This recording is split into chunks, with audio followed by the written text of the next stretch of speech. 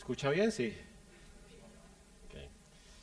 Es un gozo para mí poder traer la palabra del Señor a ustedes en esta mañana.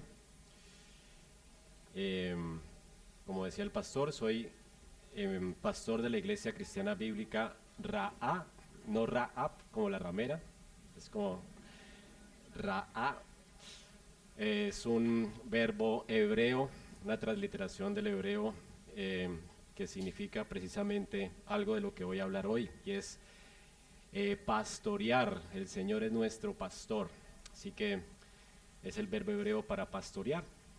En nuestra iglesia creemos que el Señor pues nos pastorea por medio de su espíritu y su palabra.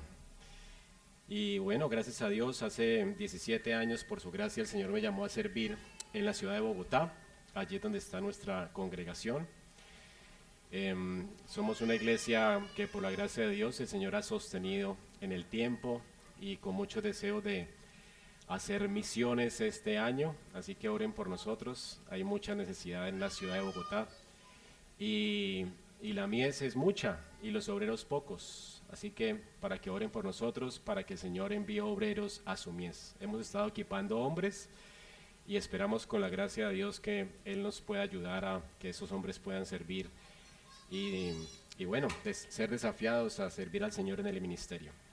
Igual también les tendremos en nuestras oraciones. Qué bueno conocerles. Había escuchado de ustedes por las clases que doy en el seminario, eventualmente aquí en Cartagena, y tenía mucho deseo de conocer la congregación, así que por su gracia hoy estoy con ustedes. Vamos a orar nuevamente, hermanos. Señor, agradezco mucho por la vida de mis hermanos en esta mañana. Oro por esta congregación y por mi vida. Ruego que traigas luz, iluminación a nuestro corazón, de manera que podamos juntos adorarte en la hermosura de tu santidad. Señor, que mientras tu Espíritu Santo obra en nuestros corazones por tu palabra, oramos para que nuestras vidas sean transformadas, nuestras mentes cambiadas y que podamos conocer más acerca de Cristo, nuestro pastor.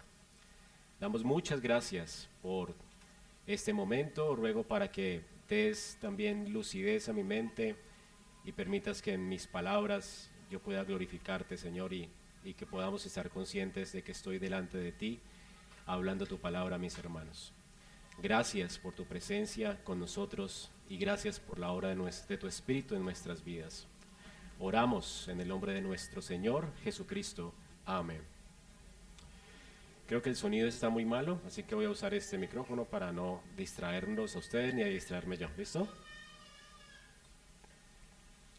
Que no puedo con esto. Aló, aló. Aló, sí, sí, ahora sí, perfecto.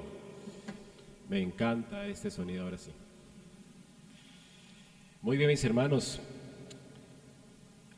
Hoy vamos a considerar juntos uno de los salmos más famosos de la Biblia. Seguramente usted lo ha escuchado. La gente muchas veces pone su Biblia en este salmo en la casa y lo abre en ese salmo. Un salmo muy conocido por todos. Pero el hecho de que sea conocido no quiere decir que lo hayamos comprendido tan bien. Y la idea es que usted pueda hacer reset en su mente y pueda escuchar este precioso salmo y hacerlo suyo, como lo cantó David. Le he puesto a mi sermón un canto de confianza para los temerosos. Es de eso de lo que trata este salmo. Es un canto de confianza para los temerosos. Todos nosotros en esta vida, en la vida cristiana, hemos tenido temor. ¿Quién no ha sentido temor aquí? Realmente asusta, y cuando nos convertimos al Señor y entendemos el desafío de la vida cristiana, el hecho de que tenemos una guerra contra Satanás, pues asusta. Además, conocernos a nosotros mismos se intimida, saber que nuestro corazón es perverso más que todas las cosas y engañoso, ¿verdad? Es un asunto difícil. No podemos confiar en nosotros mismos, y el mundo que todo el tiempo está queriendo aplastar nuestra fe con tantas malas noticias y las circunstancias que muchas veces vienen en nuestra vida, realmente nos muestra que la vida cristiana es un desafío. Vivir en un mundo caído es todo un desafío, con un corazón caído y con un enemigo mortal y espiritual que no podemos ver. Difícil, ¿verdad? La vida cristiana es comparada por Juan Bunyan en El Progreso del Peregrino, un libro que les recomiendo a los niños. Es comparada con un peregrinaje llena de muchos desafíos. Juan Bunyan retrata en su libro cómo este viaje comienza con una carga pesada y el Señor nos llama a echar esa carga, pero antes de siquiera llegar a la cruz, Juan Bunyan ve a este hombre en un fango del desaliento. Al inicio de la vida cristiana todos atravesamos por el desaliento, nuestras cargas parecen hundirnos en la desesperación. Antes de que conozcamos la gracia del Señor, la ley hace que pese la carga de nuestro pecado. Luego, cuando conocemos el Evangelio y constantemente estamos apreciando lo que Cristo ha hecho por nosotros, luchamos con el legalismo en nuestra vida. A veces pensamos que Dios nos aprueba o nos acepta por las cosas que hacemos y nos llenamos de cargas y el legalismo es un enemigo mortal para nosotros. Y es un desafío saber que tenemos que buscar solamente a Cristo y nuestro corazón engañoso está queriendo ganarse el favor de Dios a través de las obras. Y bueno, a veces nos encontramos con enemigos que intentan destruir nuestra alma. Y Juan Bunyan retrata esto como el valle de la humillación lleno de sombras, de peligros. Y luego también hay una ciudad mundana que nos ofrece todo tipo de cosas para querer abandonar nuestra fe y distraernos en la vida. Y así la vida de todo cristiano. Así que niños, les recomiendo este libro, El Progreso del Peregrino. Dígale a su papá que se lo compre y se lo lea. La vida cristiana es un desafío.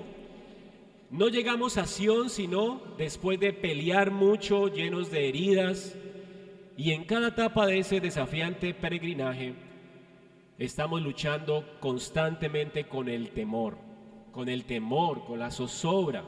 El Salmo 23 fue escrito para enseñarnos a confiar en Dios en cada etapa del camino hasta que lleguemos a casa. Para eso el salmista escribió el Salmo 23. Ahora uno se imagina en los libros de niños, en el Salmo 23, a veces está ilustrado como David con ojitos bonitos, un cabello hermoso y con un arpa tocándole a las ovejitas, y él está muy tranquilo componiendo el Salmo 23. Pero la realidad es que cuando David compuso este salmo, él estaba realmente pasando por un valle de sombra de muerte. David ya era rey de Israel, había sufrido los embates, la persecución, era un hombre lleno de heridas en su corazón, dolido en su corazón, estaba quizás soportando la traición más terrible, la traición de su hijo, Absalón. Así que cuando escribe el Salmo 23, él escribe este salmo rodeado de enemigos, lleno de heridas, como un soldado casi a punto de ser destruido. En medio del valle de sombra de muerte levanta sus ojos al cielo y recuerda a aquel pastor del que habla la ley de Moisés. Él no está viendo a sus ovejitas tranquilo. Él está en medio del valle de la sombra de muerte. Y entonces escribe este precioso salmo que he dividido en dos partes. La primera parte es, el salmista nos muestra dos ministerios de Jehová. Jehová es un buen pastor, en los versículos del 1 al 4, y Jehová es un buen anfitrión que nos recibirá en casa, en el versículo del 5 al 6. Así que vamos a ver en este salmo dos ministerios del Señor que fortalecerán nuestra confianza en medio del temor. ¿Quieren conocer estos ministerios? Vamos a leer juntos la palabra de Dios en el Salmo 23. Dice el salmista: Jehová es mi pastor, nada me faltará. En lugares de delicados pastos me hará descansar. Junto a aguas de reposo me pastoreará. Confortará mi alma. Me guiará por sendas de justicia, por amor de su nombre. Aunque ande en valle de sombra de muerte, no temeré mal alguno, porque tú estarás conmigo. Tu vara y tu cayado me infundirán aliento. Aderezas mesa delante de mí en presencia de mis angustiadores. Unges mi cabeza con aceite, mi copa está rebosando. Ciertamente el bien y la misericordia me seguirán todos los días de mi vida, y en la casa de Jehová moraré por largos días. Amén. Como les dije, es probable que David haya escrito este salmo ya al final de su vida, cuando estaba huyendo de Jerusalén, el día en que su hijo Absalón le dio golpe de estado.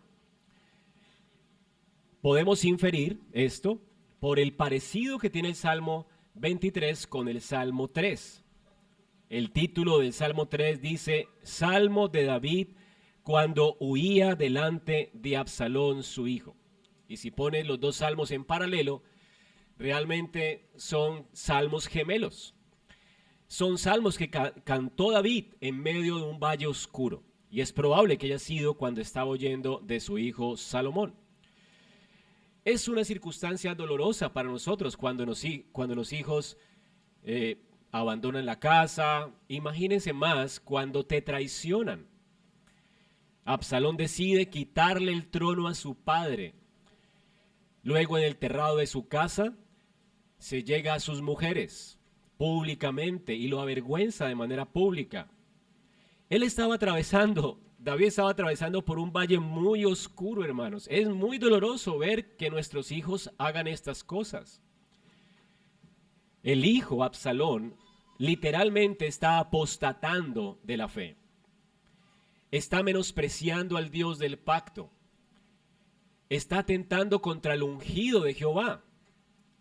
De hecho, no fue el ejemplo que recibió de su padre David.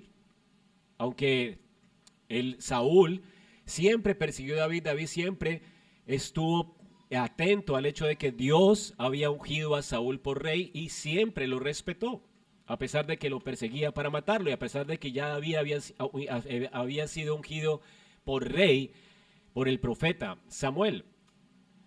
Así que si bien recuerdan, David realmente era un hombre que honraba el hecho del ministerio que Dios le había dado a los hombres en la tierra. Su hijo Absalón no hizo estas cosas. Ahora, como un buen pastor, y que había sido David y un anfitrión, David como rey era un hombre que amaba a Dios. Y usted recuerda el salmo que escribió David sobre la ley de Jehová, ¿no? La ley de Jehová es perfecta, que convierte el alma. David conocía la ley de Dios y se deleitaba en ella. Leer la ley de Dios para el tiempo de David era un lujo a causa de que no habían copias. Tú dependías mucho de la exposición y de la lectura de la ley que se hacía en el templo. No habían celulares, no habían Biblias disponibles. El papel era muy costoso. Pero algo sí pasaba en Israel y era que había una copia de la ley muy costosa, en papiros, en rollos grandes. Había una copia para el rey y otra en el templo para los sacerdotes. Era indispensable que el rey leyera la ley para saber cómo dirigir los destinos del pueblo de Dios. David sabía que él era un rey bajo las órdenes de Dios y él estaba interesado en leer la ley de Dios. Así que él leía la ley de Dios, la conocía muy bien. Ahora, ¿qué puede animar a alguien a escribir un salmo así?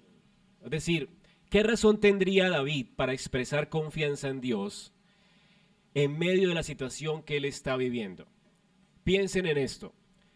¿Por qué David estaba viviendo esta situación? Si recuerdan bien, Dios le había dicho que a causa del pecado las consecuencias le iban a seguir.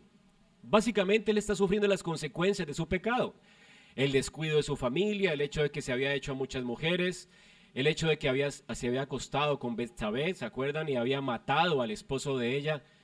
Ahora imagínense a David en este valle oscuro, no solamente siendo traicionado por su hijo, sino con el dolor en su corazón, sabiendo que él está recibiendo la retribución, o más bien, no lo que él merece, porque él merece la muerte eterna y el infierno, sino más bien las consecuencias de su pecado. Él está recogiendo lo que sembró.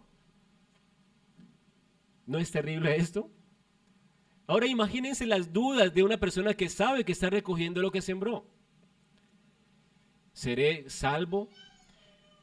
Él sabe que es un pecador. Él sabe que realmente ha pecado contra Dios y que el pecado lo ha alcanzado y las consecuencias del pecado le están alcanzando. Ahora, ¿qué garantía tiene David en medio de esa situación de seguir confiando en que Dios puede sostenerlo, amarlo, que Dios va a cumplir sus promesas? ¿Qué garantía tiene? Pues hermanos, David no tenía otra garantía más que la revelación de Jehová a su pueblo. No tienes tú otra garantía. El hecho de que Dios se ha revelado es grandioso. ¿Dónde encuentra David consuelo? No mirando a sus ovejitas, no recordando su tiempo de pastor, no mirando a su propio corazón, no mirándose a sí mismo. Él recuerda la ley de Jehová, en la cual él se deleitó siempre. Y es de la ley de Jehová que él saca esperanza para su propio corazón en medio de un valle de sombra de muerte. La pregunta que tenemos que hacerle a David entonces, David, ¿cómo tú puedes expresar esta seguridad en Jehová? ¿De dónde lo aprendiste? ¿Dónde Dios se reveló así en la ley? Y la primera revelación de Dios como pastor en la ley de Moisés fue en Génesis 48, del 15 al 16. Vamos a leerlo juntos.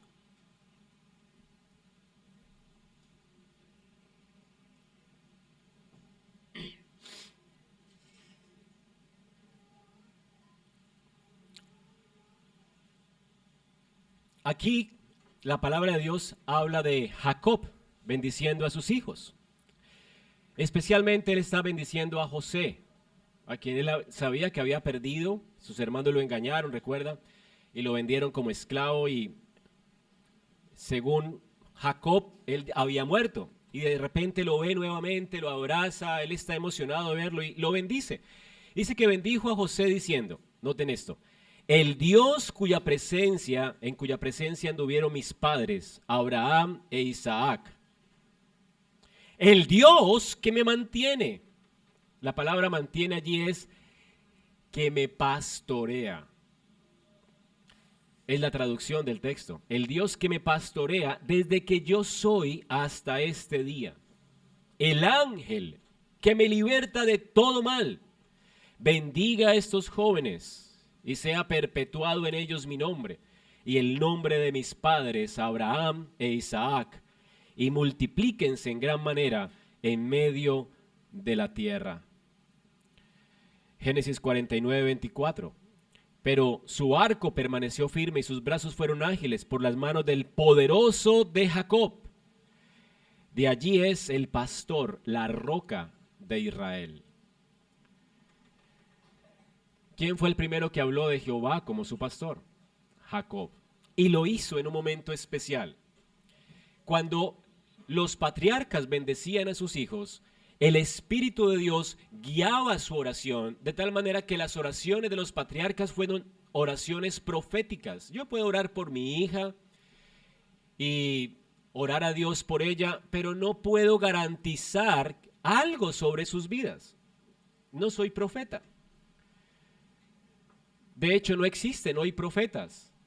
No podríamos visionar o anticipar por el Espíritu de Dios algo sobre las personas de la iglesia o sobre nuestras familias.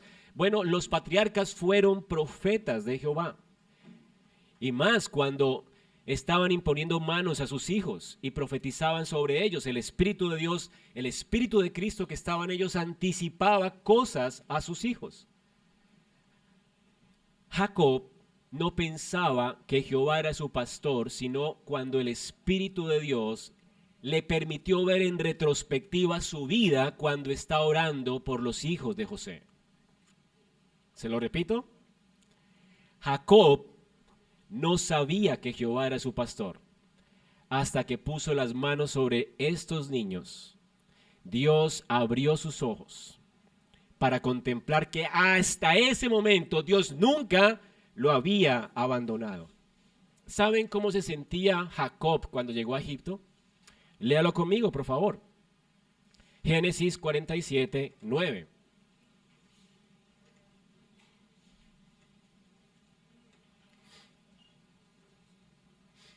Jacob respondió a Faraón: Esta fue la presentación de Jacob a Faraón. José los estaba presentando: mi papá, mucho gusto, Faraón.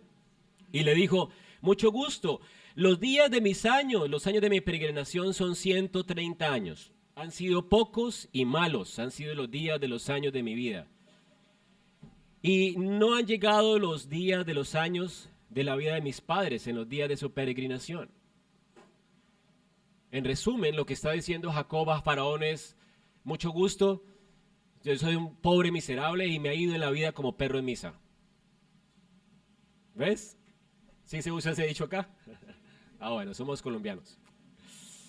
Entonces, me ha ido re mal. O sea, él no ha visto nada, no ha visto a Jehová como su pastor. Piensen en la vida de este hombre. Ahora, pónganse por un momento en los zapatos de Jacob. Él pecó contra Dios al engañar a su padre cuando le robó la primogenitura a su hermano. Por causa de esto, él, no confiando en la providencia de Dios, tuvo que salir huyendo a la tierra, a otra tierra, diferente a la tierra de Canaán. Es decir, fue un exiliado de la tierra prometida. Él estuvo excomulgado de la tierra prometida. Y en su excomunión, allí le tocó sufrir por 14 años con un hombre que le engañó constantemente.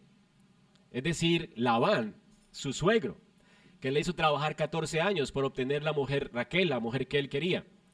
Y cuando la obtuvo, él se llenó de temores porque Labán quería pues como que retenerlo más tiempo, y finalmente él huyó con las esposas y lo que tenía, y en medio del camino creo que él también entiende que se va a encontrar con su hermano que quería también matarlo, y él pelea con Dios hasta rayar el alba, y finalmente él tiene algo de descanso y Dios le afirma sus promesas de que no va a pasar nada, Dios lo va a guardar. Sin embargo, él sigue con temores. Cuando llega y se establece en la tierra de la promesa, nace de Raquel José, un niño querido por él, amado por él, era especial para él. Le compra una túnica de colores, ¿recuerdan?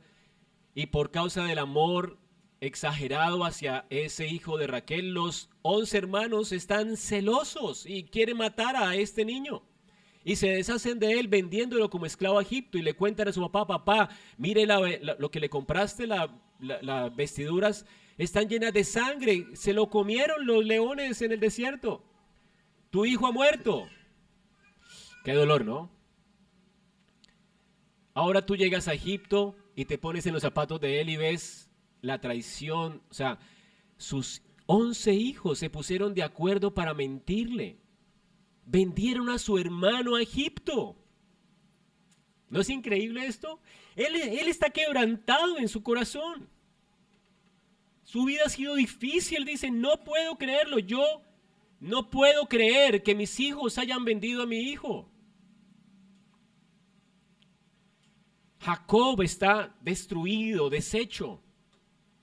Y él ve su vida en retrospectiva, sin la ayuda del Espíritu Santo. Y todo lo que ve es oscuridad, sombras de muerte, amargura. Él no entiende lo que está pasando. De hecho, ahora regresa de la tierra de la promesa, donde Jacob había peregrinado, donde sus padres estaban esperando al Mesías. Ahora es exiliado de allí de nuevo por el hambre y está en Egipto, un lugar donde Dios le dice a Abraham: no subas, no bajes, no desciendas a Egipto. ¿Se acuerdan? Eso es como ser excomulgado de nuevo. Él va a terminar su vejez muerto en Egipto. Eso está muy mal para él. Todo está oscuro. Él no entiende qué está pasando. Hijos impíos, incrédulos.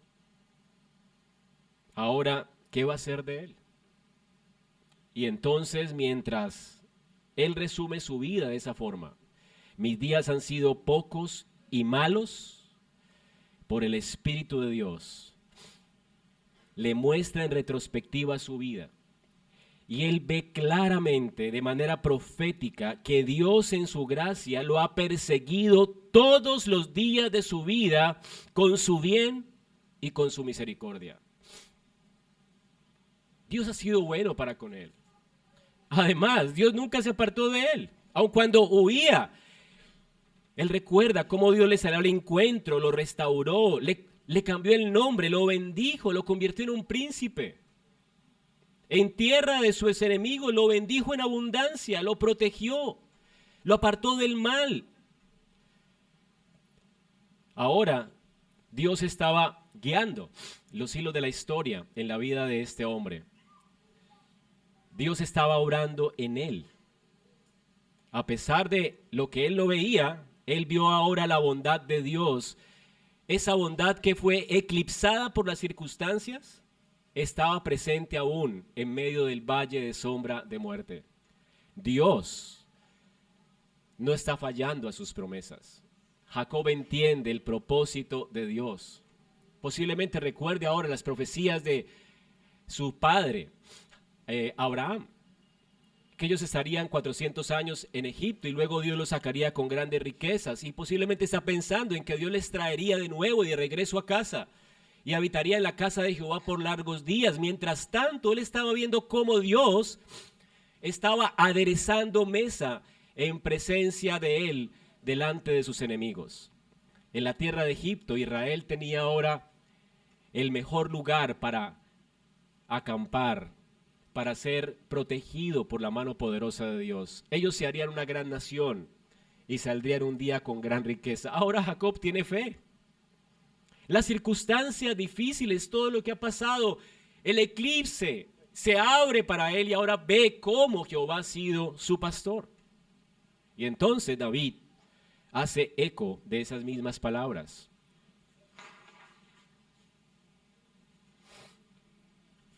Jacob afirma que él también ha experimentado ese trato del Señor para con él. David ha sido un hombre pecador, al igual que Jacob, el engañador. Él ha pasado por valles oscuros, de hecho está en uno. Como Jacob, David también corrió tras el pecado y Dios lo persiguió y lo rescató a través del profeta Natán. Él mismo se metió en un túnel oscuro al acostarse con Betsabé y matar a su esposo. Pero Dios fue por él y le rescató y le sacó de la dureza de su corazón y le trajo al arrepentimiento. Dios busca la oveja perdida. Como persiguió a Jacob, está persiguiendo a David. Y David entiende que el pastor de Jacob es su pastor. Es un pastor que tiene misericordia del pecador. Y es asombroso la descripción que hace David y cómo agrega más cosas acerca del carácter de este fiel pastor. David entonces recuerda que Jehová es un buen pastor. Para David eso significa que él podía confiar en Dios aún en medio del temor. La razón, noten, David sabía que primero su pastor es el Señor. La palabra Señor aquí es Yahweh, el Dios del pacto, el Dios de Abraham, Isaac, el Dios de Jacob. Ese Dios, el Dios que se le reveló a Moisés en la zarza ardiente, diciendo yo soy el que soy. Ese Dios autoexistente que es fiel a sus promesas, el Todopoderoso, el Dios sabio, inmutable, que no cambia, que siempre hace bien a su pueblo. Ese Dios es su pastor, Jehová. Un Dios que rescata a pecadores, un Dios que salva, un Dios que redime, un Dios que nos prometió un Salvador. Este poderoso Dios es mi pastor. Ahora, la palabra pastor para Jehová es maravillosa. Para los tiempos bíblicos, ser pastor era una de las tareas más difíciles para alguien y era una de las tareas más desagradables que había.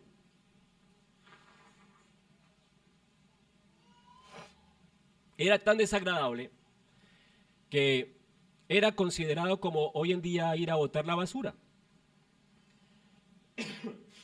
Nadie quiere ir a botar la basura, ¿verdad? Es desagradable. Entonces, eso era como hacer la tarea más difícil de la casa. David, los hijos de Isaí, hacía la tarea de pastor, ¿recuerdan? ¿Y qué era considerado David por su padre? Ni lo tuvo en cuenta cuando se lo presentó al profeta. Era el niño menor de la casa y allí está cuidando las ovejas, haciendo el trabajo más vil y desagradable de todos. Dios eligió revelarse a Jacob como esto, un pastor que cuida a su pueblo.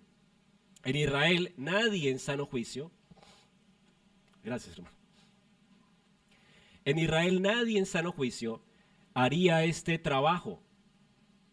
Era como un trabajo desalentador. Desde el lado de la historia nuestra, nosotros podemos ver una revelación completa de Jehová como pastor, más de lo que pudo entender David y Jacob. Hemos visto a Cristo revelado como aquel Dios que condescendió y descendió a esta tierra en forma humana y dijo: yo soy el buen pastor. El buen pastor da su vida por las ovejas. Qué desagradable tuvo que haber sido para Dios descender a esta tierra llena de oscuridad y pecado. Oler mal por causa de nuestra maldad. Asociarse con pecadores, escuchar lo que tuvo que escuchar. Ser tratado como fue tratado, traicionado como fue traicionado. Para Dios el mundo, por causa del pecado, era una cloaca. Y Él desnudó su brazo y se encochinó con nosotros. Hizo lo más desagradable como un pastor. Y olió mal. Llevó sobre sí el castigo de nuestra maldad. Fue condenado como un pecador. Desechado de los hombres. Herido. Como que escondimos de Él nuestro rostro. Hermanos, lo que sufrió Jesucristo por nosotros es indecible. Siendo Dios, se humilló, se hizo hombre para estar con su pueblo. Dejó su trono de gloria para alimentarnos, consolarnos, restaurarnos, para pastorear nuestras vidas. Tenemos muchas más razones que David para adorar a Dios esta mañana y para entender que realmente Él está comprometido con nosotros como nuestro pastor. Si David pudo confiar en Jehová como su pastor, nosotros conocemos la revelación más completa de este pastor en la persona de Jesucristo. Nuestro pastor es Jehová. Jehová es nuestro pastor. Y la revelación más grande es nuestro Señor, que nos ha dicho que conoce a cada oveja por su nombre. ¿No es hermoso? Conozco a cada oveja íntima y personalmente. A cada uno lo llamo por su nombre. Y nos dijo: yo estaré con ustedes todos los días hasta el fin del mundo. Él no abandona la obra que comenzó en nosotros. Él está en medio de los valles oscuros en la peregrinación de nuestra vida hasta que lleguemos a casa. Ahora, ¿qué hace este pastor por nosotros? El versículo 1 y 2 nos dice que en primer lugar, nuestro pastor suple todas nuestras necesidades. Dice: nada me faltará. Y eso implica muchas cosas. No te va a faltar consuelo, no te va a faltar fuerzas para soportar el camino en nuestro peregrinaje, no te va a faltar sabiduría. La Escritura dice: pídala a Dios y Él te la dará abundantemente y sin reproche. Cuando dice nada es nada, ningún consuelo, ninguna sabiduría, ninguna fortaleza. Aquellos que Dios ha salvado y ha predestinado para salvación, ninguno de ellos apostatará. Todos llegarán sanos y salvos a casa, porque Él es el que persevera en nosotros.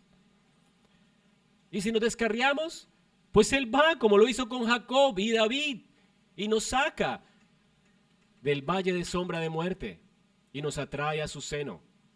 Él se alegra por ir por la ovejita perdida, dejando la 99 para traerla de regreso al redil. Dios se goza en salvar pecadores. Nuestro pastor, hermanos, nos es suficiente. Dios le recuerda a Israel en Deuteronomio 2:7 también: pues Jehová tu Dios te ha bendecido en toda la obra de tus manos. Él sabe que andas por este gran desierto como peregrinos. Estos 40 años Jehová tu Dios ha estado contigo y nada te ha faltado. ¿Dónde aprendió David esto? En la ley también. No solo Dios le mostró a Jacob que él era el pastor de él, pero también más adelante Dios se revela a Israel como su pastor, los saca, los redime de Egipto. No les hace falta nada mientras están transitando por el desierto. Les provee pan y agua y ellos no son merecedores de esto. Lo que hacen siempre es quejarse. Y sin embargo, Dios nunca los abandona. Está con ellos todo el tiempo. Los soporta con paciencia. Trata con sus corazones. Habita en medio de ellos. No permite que sus enemigos los toque. Los pastorea, los alimenta. Trae codornices para alimentarnos. Sus calzados nunca se gastaron. ¿No es lo que hizo Dios con Israel? Los pastoreó todo el tiempo, durante 40 años. Y es lo que Dios le hace notar a la siguiente generación en Deuteronomio.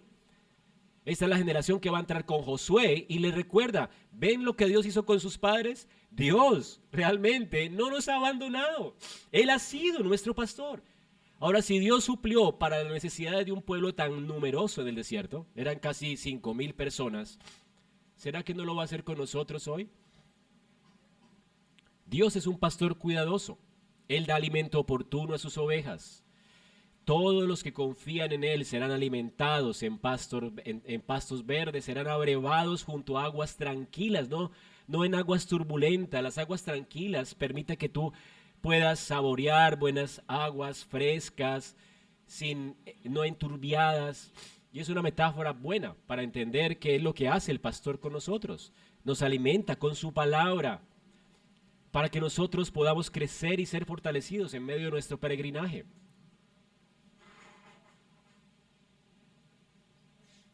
Hermanos, debemos entonces estar agradecidos con el Señor, porque por su palabra y por su Espíritu Él está limpiando constantemente nuestras vidas, trayendo refrigerio a nuestro corazón. Este es nuestro pastor. Además de eso, el versículo 2 dice que Él restaura nuestra alma. El Señor no solamente nos da todo lo que necesitamos, el sentido original de esta palabra es, Él también nos regresa a la función o posición original que teníamos. Es la palabra que se usa en el Salmo 63, cuando dice, Señor, restáurame en el gozo de tu salvación. Cuando merecemos la ira de Dios y la indignación de Dios, Dios nos restaura de nuevo a una posición de honor en Cristo. Dios como pastor nos regresa al redil, pero además, habiendo sido extraviado, nos perdona y lleva sobre sí el castigo de nuestra maldad en la persona de su Hijo. Y nos renueva de nuevo una posición de honor, como lo hizo con el Hijo pródigo, ¿recuerdan? Una vez nos volvemos a Dios por la gracia de Dios, una vez que el Espíritu de Dios nos convence de pecado y nos volvemos a Dios, Él nos vuelve a poner el anillo en el dedo, nos reviste de perfección y de justicia, una justicia que no es nuestra, sino de otro. Esa perfecta obediencia de Cristo ahora la podemos lucir con honor y podemos llamar a Dios de nuevo Padre. Y esa es la restauración que Dios hace a nuestra alma, mientras Él los trae por su palabra y por su Espíritu. Nos convence de pecado, nos guía al arrepentimiento y nos renueva en esa comunión fresca con Él nuevamente. Nos restaura. Y aquí David quiere recordarnos que uno de los ministerios de Jehová es restaurar al pecador a una comunión fresca con Él. Tú no puedes decir que el Señor es tu pastor si no estás teniendo una comunión con Dios. Aquel que ha sido traído por la gracia a los pies de Cristo está renovándose constantemente en esta comunión con el Señor fresca. ¿Tienes comunión con Dios? ¿Te ha restaurado el Señor? Tú puedes tener mucha teología en tu mente, pero el pastor, Jehová, cuando salva a alguien, lo salva para tener comunión con Él. Él no nos hace reformados, Él nos hace sus hijos. Hay muchos reformados, como los fariseos que eran muy buenos teólogos y van a ir al infierno. Y el Señor dirá, nunca los conocí. Esa palabra conocí es esa relación íntima con el Señor que refresca el alma, que sabes que hay un Padre que te está cuidando, que sabes que cuentas con Él todos los días de tu vida para vencer el pecado. ¿Tienes esta comunión con Dios? Fresca. ¿Sabes que vives de cara a Dios todos los días? ¿Estás viviendo para su gloria? El Señor te restaura para traerte a una comunión viva con Él. Es la razón de que el Señor es un buen pastor. Además, Él no te deja extraviado. Cuando Él salva un alma, noten lo que dice aquí David, Él nos guía por un camino de justicia, es decir, un camino recto. En el mundo antiguo, la reputación de un pastor dependía de su habilidad para guiar a las ovejas en la dirección correcta. Si un pastor perdía una oveja o perdía el camino a casa, él iba a ganar una mala reputación y sería un pastor sin ningún valor, con una reputación terrible entre el gremio pastoral. De manera que la reputación del Señor depende de su capacidad para guiar a sus ovejas a salvo por un camino recto y justo. Es decir, no solamente el Señor nos redime y nos salva, sino que nos santifica y está en juego su reputación. Si tú dices haber conocido a Dios y no amas la iglesia, eres un mentiroso, porque aquel que ha sido conocido por Dios, esa persona va a amar la iglesia, ama a sus hermanos, vive en justicia y rectitud. Si tú dices amar a Dios y todavía estás inmerso en la pornografía, en la fornicación, en el adulterio, y estás no luchando con este pecado, sino rendido a estos pecados, tú no eres hijo de Dios. Es lo que nos dice Primera de Juan. El Señor nos libra del pecado. Él nos pastorea para sacarnos de esa cloaca del pecado y llevarnos a delicados pastos. Él nos refresca, Él nos santifica. Esto hace un buen pastor y su reputación está en juego. El honor de Dios es salvar un alma y santificarla. Su honor está en juego en esto. Nuestras vidas no van a ser iguales. La Escritura dice que la vida del justo es como la luz de la aurora que va en aumento hasta que el día esclarezca y el Señor venga. Es decir, es una santificación progresiva. Vamos progresando en nuestro servicio a Dios, en nuestra comunión con Él, en nuestro entendimiento y conocimiento de Él y de nosotros mismos, en nuestra adoración a Él. Si no está pasando esto con tu vida, sospecho que nunca le has conocido. Porque la reputación de Dios está en juego. Y Dios no falla. Cuando salva a alguien, lo sostiene hasta el final. Jeremías 31:33 nos dice esto del pacto de Dios con nosotros. Haré un pacto con la casa de Israel después de aquellos días, dice Jehová. Le daré mi ley en su mente, la escribiré en su corazón, y yo seré a ellos por Dios y ellos me serán por pueblo, y haré que anden en mis estatutos. Él lo va a hacer. Él nos regenera, nos da un corazón nuevo y hace que nosotros andemos en sus estatutos. Ahora, no obligatoriamente, no como una carga que tenemos que cumplir, sino que Él nos persuade con su gracia para que le amemos y le deseemos. Pablo dice, el amor de Cristo, su gracia me constriñe. Entendiendo esto, que si dio la vida a Él por mí, ¿cómo no la voy a dar por Él? Él nos seduce con amor, nos atrae a Él con cuerdas de amor y nos convence de amarlo. Cuando Dios obra con poder en nuestras vidas, el pueblo se ofrece voluntariamente a Él. Esto es lo que hace el pastor. Él nos hace andar en justicia y es por eso que podemos perseverar hasta el final. Juan 6:39 dice, esta es la voluntad del Padre que me envió, que de todo lo que Él me diere, yo no pierda nada. ¿Ven la reputación cómo está en juego? Él no va a perder a ninguno, sino que yo lo resucite el día postrero.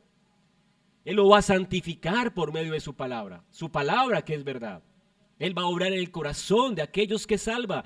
Por esa razón, ninguno de aquellos a quienes Cristo pastorea se perderá. Ninguno seguirá en el pecado, porque Cristo no es ministro de pecado. Él no nos pastorea para llevarnos de nuevo al pecado. Él nos pastorea para que sigamos en la dirección correcta y glorifiquemos a Dios con nuestras vidas.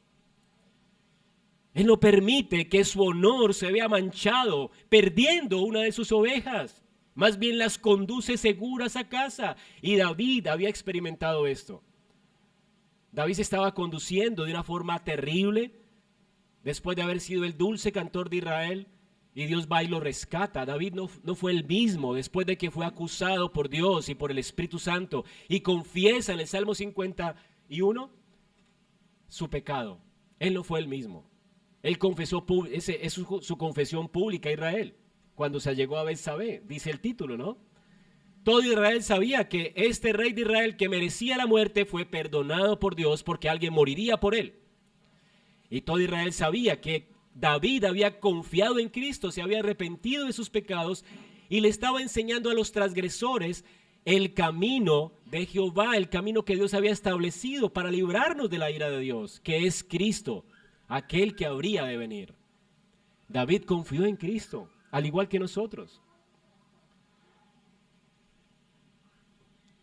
Dios condujo a David a través de sus valles de sombra de muerte y no permitió que su honra fuera mancillada. Dios no perdió a David. No dejó que David estuviera envuelto más en el pecado. El pastor sabe cuál es el camino más seguro también para ti y para mí. Él nos lleva por caminos de justicia y rectos. Por eso Romanos 8:28 dice, sabemos que a los que aman a Dios todas las cosas les ayudan a bien. Esto es a los que conforme a su propósito son llamados. Dios, no importa la circunstancia en nuestra vida, siempre va a estar presente, obrando todo para nuestra santificación. Él va a aprovechar tu enfermedad, los momentos difíciles de tu vida para hacerte más como Cristo. Él no pierde el tiempo. Así tú no puedas ver esto por causa de los nubarrones oscuros de la vida. La gracia está allí, persiguiéndote todo el tiempo. Dios no te está dejando. Él fortalece tu fe en medio de la prueba, para que salgas airoso y aprendas a confiar y conocerlo más a Él en medio del dolor, en medio de las circunstancias difíciles, en medio de esos caminos pedregosos y llenos de oscuridad. Él está presente en toda circunstancia y nos está santificando. Y además, Él se comprometió a hacer esto en Mateo 28, cuando dijo, yo estaré con ustedes todos los días hasta el fin del mundo. Hasta aquí hemos visto cómo el salmista nos dice que, en resumen, su vara y su cayado nos infundirán aliento. Este es como el resumen de todo lo que ha dicho. Su vara y su cayado nos infundirán aliento. Sinclair Ferguson dice que la vara de Cristo es la cruz y su cayado es su palabra. La vara es lo que usaba el pastor para defendernos de nuestros enemigos, y fue en la cruz que Jesucristo venció el pecado, la muerte, a Satanás. Él venció todo lo que podía vencer en la cruz del Calvario. Sorbida fue la muerte en victoria. El mundo fue vencido en él. Ese glorioso triunfo de la cruz del Calvario, esa fue su vara. Y además de usar la vara el pastor para defender a sus ovejas de los enemigos, el Señor ya no permite que el mundo nos aplaste, ni Satanás nos acuse, ni el pecado nos engañe. Ahora con su palabra nos trae y nos pastorea, nos saca de los apriscos, nos lleva por senda de justicia por amor de su nombre, nos lleva a buenos pastos, nos refresca en buenas aguas. Ese es el resumen de Jehová como nuestro pastor. Él nos defiende de nuestros enemigos. No tienes que temer. No tienes que temer mal alguno. Debes sentirte hoy bienaventurado de tener a Jehová como tu pastor. Si es lo que está pasando en tu vida, si Dios te ha traído aquí esta mañana, es porque no se ha rendido contigo. ¿Eres un pecador irreparable? Tal vez pienses que ya Dios no pudo contigo.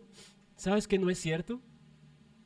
Puede ser que estés vencido por el pecado y te has dado cuenta de que definitivamente tú no conoces al Señor, que no tienes una comunión con Él y te has sentido acusado. Pues hoy Dios te está recordando aquí que puedes venir a Cristo en arrepentimiento y fe. Dios quiere ser un pastor para ti.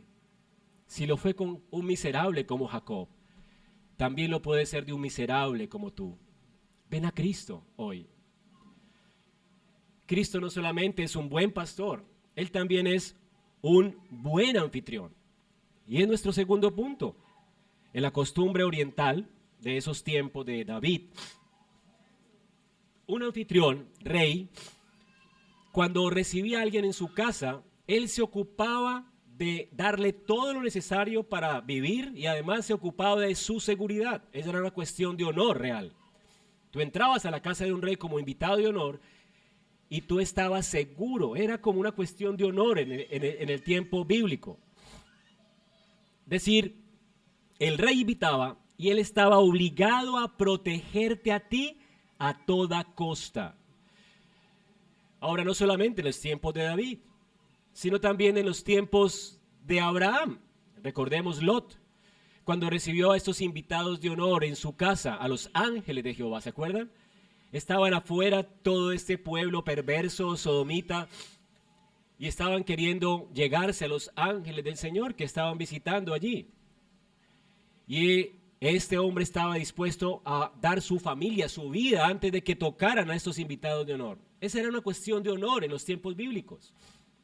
Ser un anfitrión era estar dispuesto a dar la vida de uno, la vida de su familia, antes que toquen a mis invitados. ¿Ven esto? Eso es increíble. Ahora, ¿qué dice el texto? En la casa de Jehová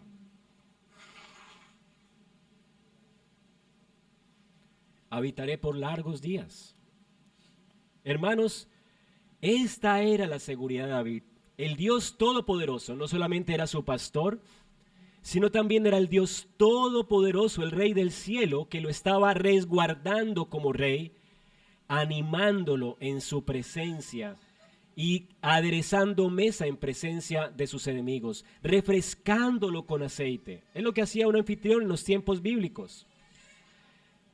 Era un deber de los anfitriones y un deleite del anfitrión que era rey dar a los huéspedes aceite perfumado, refrescante, y también servía una copa rebosante que indicaba que el invitado de honor era bienvenido, que siempre sería bienvenido. Era costumbre cuando eras recibido por alguien en casa que siempre te llenaban el vaso. Cuando una familia ya quiere que tú te vayas, en ese tiempo del Cercano Oriente lo que hacían era no servirte más agua y ya el agua se te estaba acabando, ¿verdad? Y si no te servían más, era una indicación muy obvia de que tienes que irte. ¿Sí? ¿Qué dice David?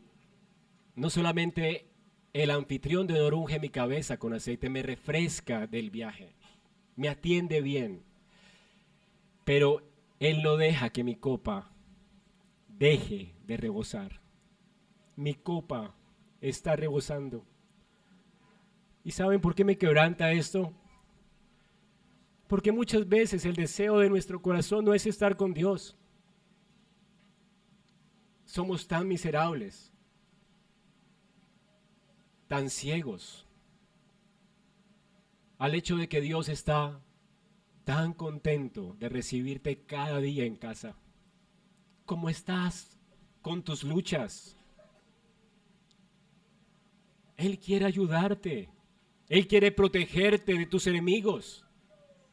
Pero tú quieres defenderte solo. Quieres lidiar con el pecado solo. Quieres lidiar con tu propio corazón solo. Y el salmista dice, no desperdicies tu tiempo ni tus fuerzas, tú no puedes. Jesucristo te dice, separado de mí nada puedes hacer. Vengan a mí los que estén cansados y cargados, yo los haré descansar, los refrescaré con aceite y no quiero que se vayan. Cristo no quiere que dejes de depender de Él. Él quiere pelear tus guerras. Él quiere caminar contigo para vencer el pecado. Él quiere. Es su deseo, su copa está rebosando. ¿Cómo es que dejas de orar cuando el Señor no quiere que te vayas? Él quiere instruirte, quiere darte fuerza cuando no tienes ninguna. ¿A dónde irás? Solo Él tiene palabras de vida eterna. David podía tener la seguridad de que Dios No solamente le recibiría, le refrescaría, no quiere que se vaya de su presencia, pero también David tenía la seguridad de que él regresaría a Jerusalén. En la casa de Jehová habitaré por largos días. Allí donde Dios había puesto su nombre, aunque él estaba exiliado por causa de su hijo, David sabía que regresaría. Y David entendía que Jerusalén era una expresión del cielo. Y sabía y entendía las profecías mesiánicas del rey que desde Jerusalén vendría a llenar la tierra de su gloria. Y entendía que Jerusalén no era el fin último del creyente. Todos en el Antiguo Testamento saludaron de lejos las promesas y entendieron que la tierra de Canaán era simplemente una expresión del deseo de Dios de tenernos en casa, en la ciudad celestial. David no está esperando solo ir a Jerusalén. David está anticipando el momento en que su rey Jesucristo reinaría en toda la tierra y la llenaría de su gloria y nos establecería en Sión, en la Jerusalén de arriba, cuyo constructor y arquitecto es Dios. Mi pregunta es, ¿esa es tu esperanza? No importa si atravesamos muerte o enfermedad o angustia, Dios nos va a llevar a un lugar seguro. El Señor nos ha dicho, yo voy a preparar morada para ustedes. En Lucas 12:37, el Señor dice, bienaventurados aquellos siervos a los cuales el Señor cuando venga halle velando. ¿Es tu deseo el cielo? ¿Estás velando? ¿Espera realmente la Jerusalén de arriba? ¿Saben qué dice él? De cierto les digo, si tú esperas eso, te lo prometo, yo me ceñiré, haré que te sientes en la mesa y te serviré.